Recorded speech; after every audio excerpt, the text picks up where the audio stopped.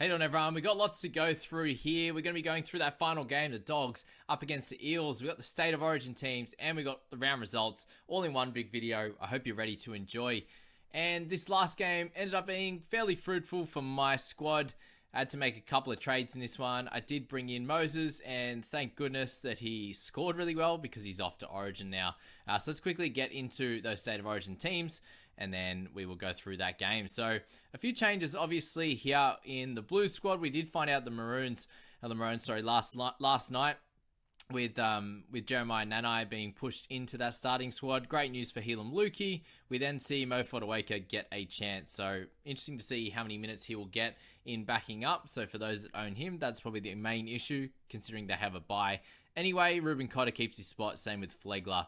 And AJ Brimson is in the reserves at number 18. Corey Horsburgh there in 19. So I think him getting some experience in there in Origin camp is very, very good. Obviously, no Felice Kafusi in that one. And Xavier Coates comes in for Selwyn Cobbo. So not a lot on that front there. For the Blues, we see Tedesco keep his spot. Everyone was hunting for his head. Didn't happen. But Latrell Mitchell comes in for Stephen Crichton, who moves to 18th man. We see Mitch Moses make that 7 jersey. And I think either him or Reynolds was the right call. Moses in the form of his career and the consistency of his career, I feel.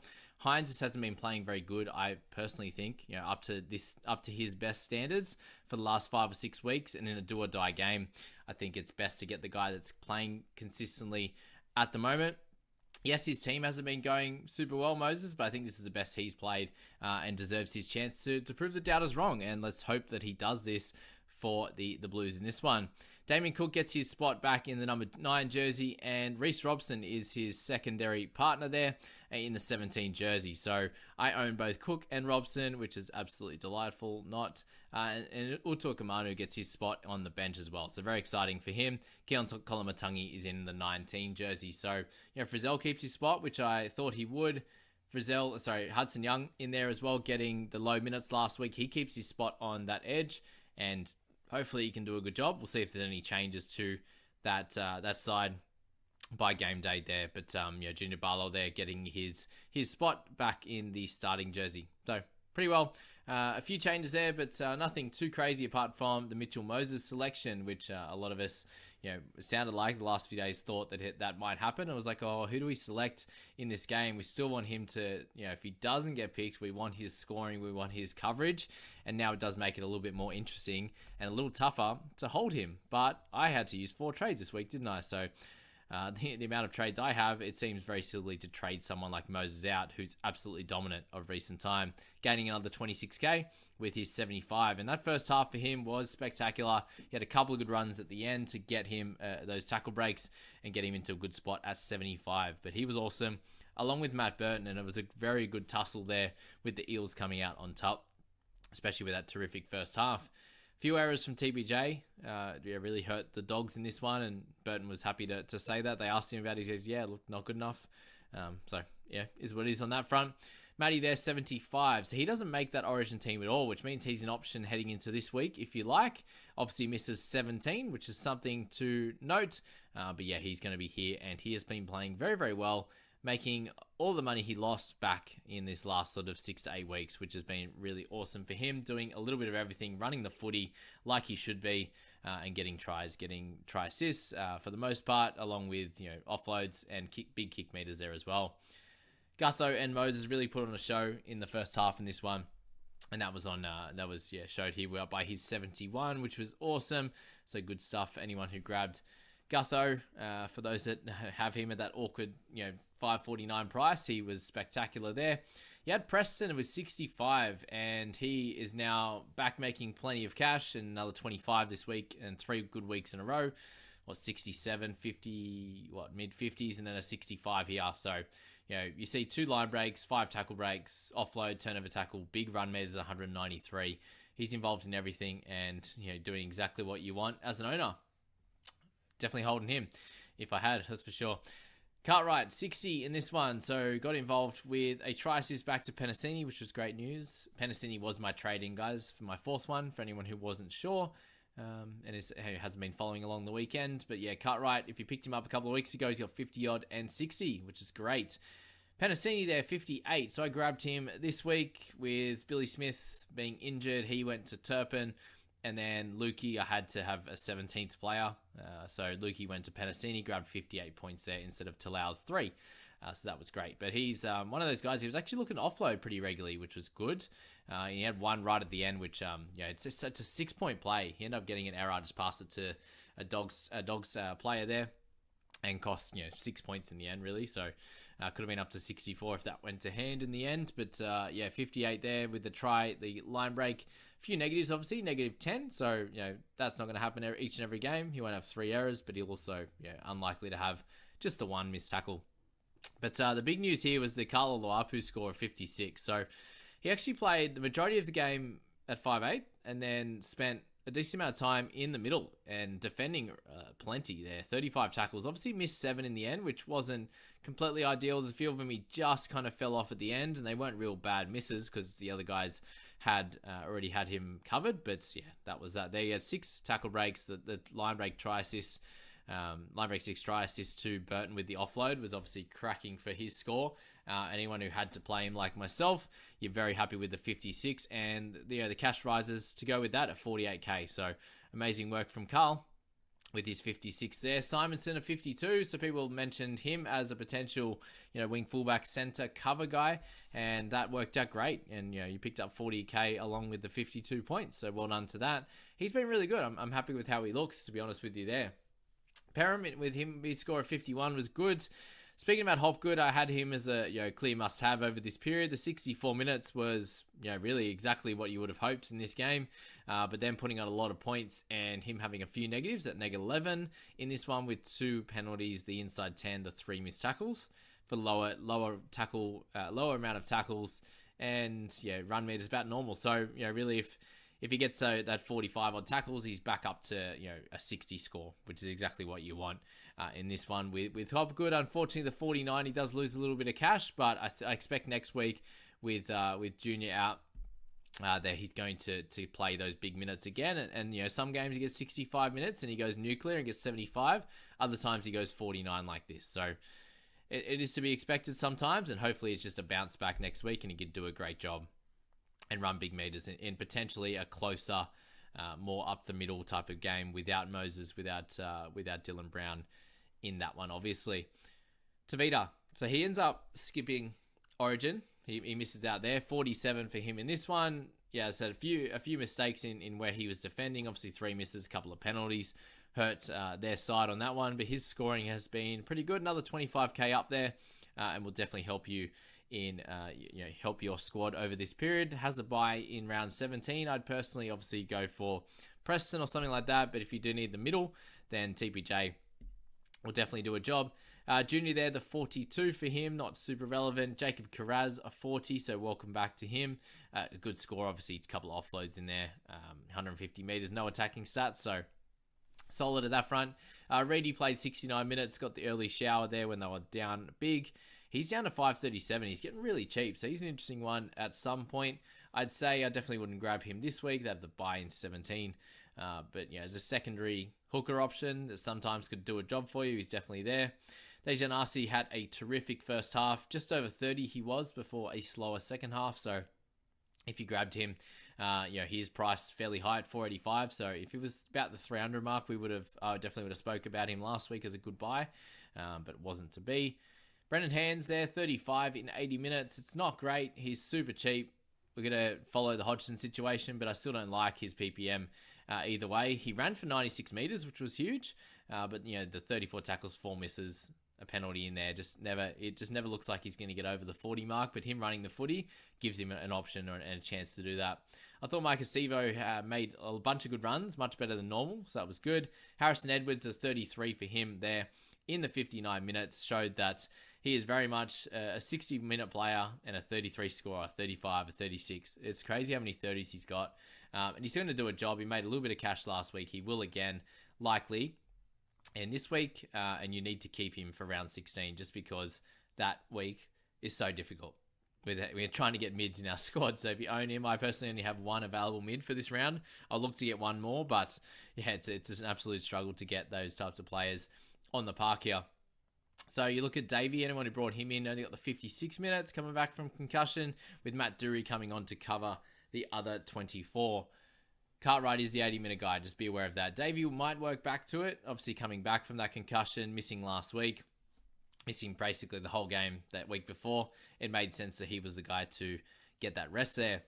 Patolo got the 29 points in his 38 minutes, so they obviously do really enjoy having him as a player in their side, and he did a solid job working hard for a turnover tackle, 74 meters, 20 tackles in that one. He's obviously playing bigger minutes than Max King at the moment, who is getting cheaper and cheaper and cheaper, hardly running the footy, tackling for 28 there. He's someone to definitely look at as well, post round 17, I think, as he's someone that was near keeper level scores for a good portion until this point. Jade Knockenball got six missed tackles and a couple of errors, so not ideal at all. I believe one of them was a tap back, so we take that as an error, as you will. But 29 tackles, 78 run meters, 2 tackle breaks. Not ideal for Ockenbaugh, and yeah, his price increases really come to a halt now, unfortunately. So he hasn't done well in his time out there now. So he was solid last week. I didn't think he played that well. He didn't play that well again, so I definitely think they need a closer game for him to be in a better position to score well, and that just didn't happen. For anyone who's holding Alamotti at 23 in this one, you're not getting the scores that you want. You're obviously going to hold him for this week, and then what do you do from there? I've seen a few people bring him back in. Not ideal there. And then Sean Russell, 15, if you really wanted his score, and then Dury, 13 in 24 minutes. So nothing special on that front. Let's go into our personal team score, where I'm ranking and where we go from here against some of the top teams. So 77 is the overall rank, currently sitting there with 1,027 in round 15. We did lose 15 ranking spots, not the worst in the world, but had to use 4 trades to get a good score. And the 4 trades I made, thankfully, worked out really, really well. So we did bring in Turpin, we brought in Penasini, we brought in Mitchell Moses, and then we grabbed, what did we grab there? Bateman. So 65, 64, 58, and 75 were the 4 trade-ins. Obviously, the guys trading out, it's not super exciting with Cleary, Dylan Brown, who we didn't want to. Billy Smith, trading him for Penasini was a big win.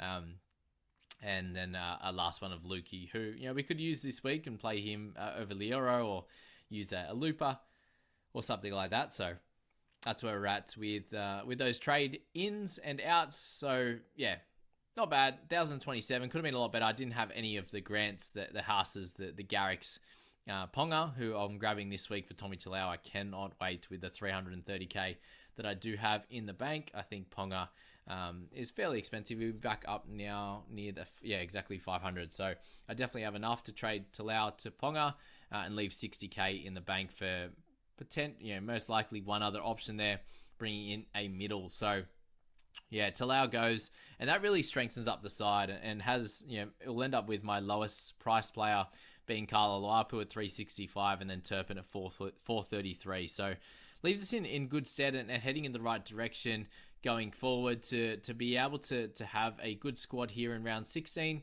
Round 17, very highly rated squad with a lot of the middles coming back in the Tohu Harrises, the Horsburghs, DeBellins, these types of players there, which is awesome. Obviously, Johnson will be back in that one. Chance, Teddy, Lemuelo, all of those types of players there. It's going to be really good with Cook and obviously Robson, hopefully backing up with Moses and all those players there. So very exciting on that front. Thankfully, didn't have to play Tommy Talau. I was hoping to just loop in a 30. Would have been nice, but yeah, that was wishful thinking, wasn't it?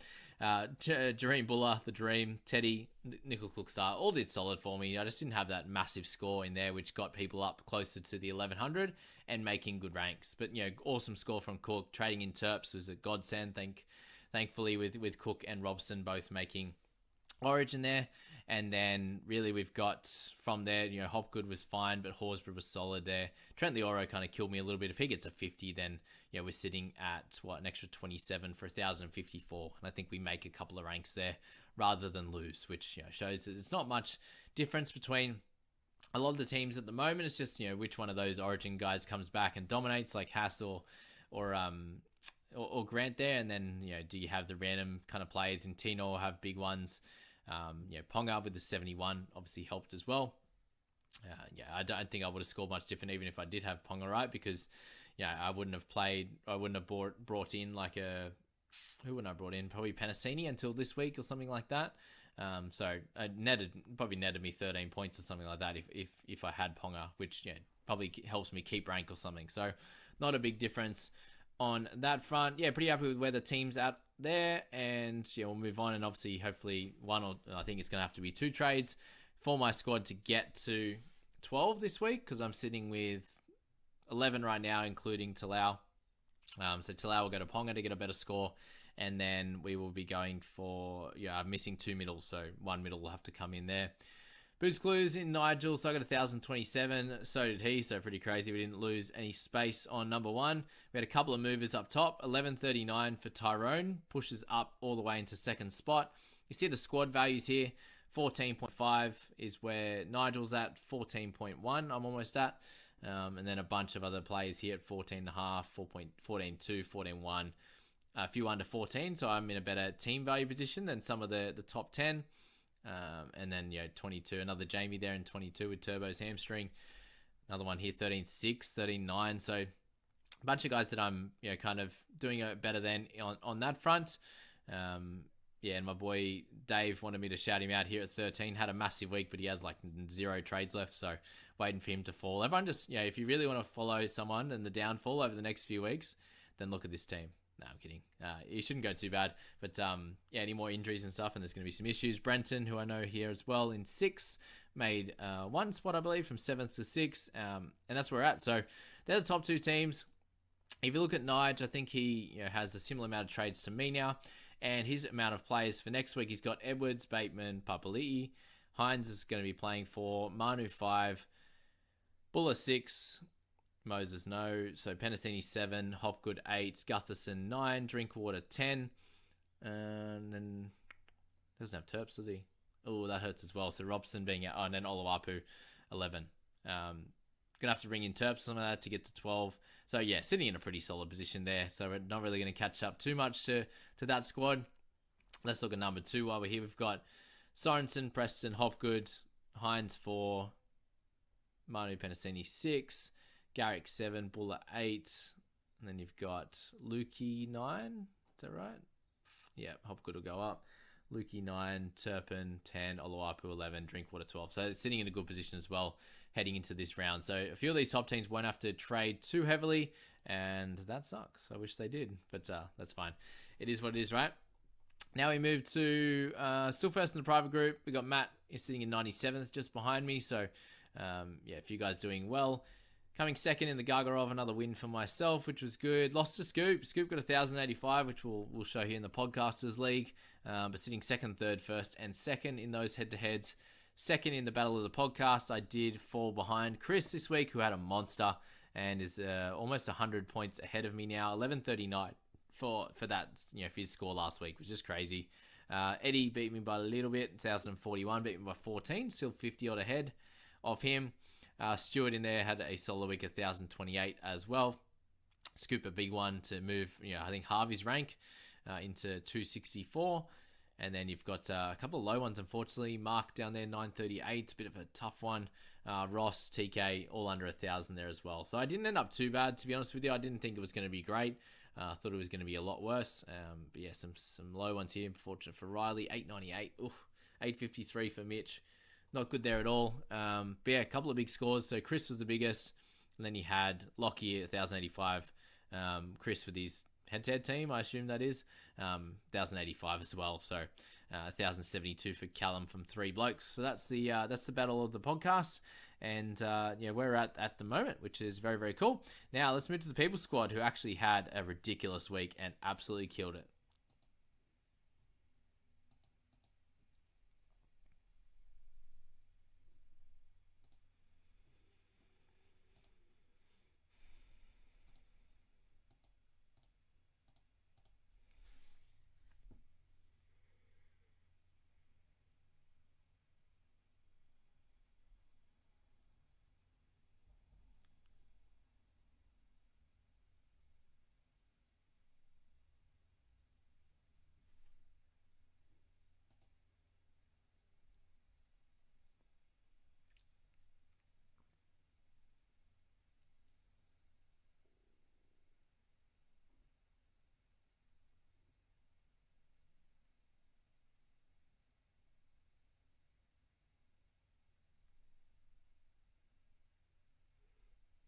So this score of 1167 is actually crazy. So well done to the People Squad. We came 80th in total of scores this week. So there's definitely a bunch of scores in the 1200s, which I haven't found yet. But yeah, awesome rank change down to 1243. Have 7 trades in the bank, 60 cash in the bank, which is good too.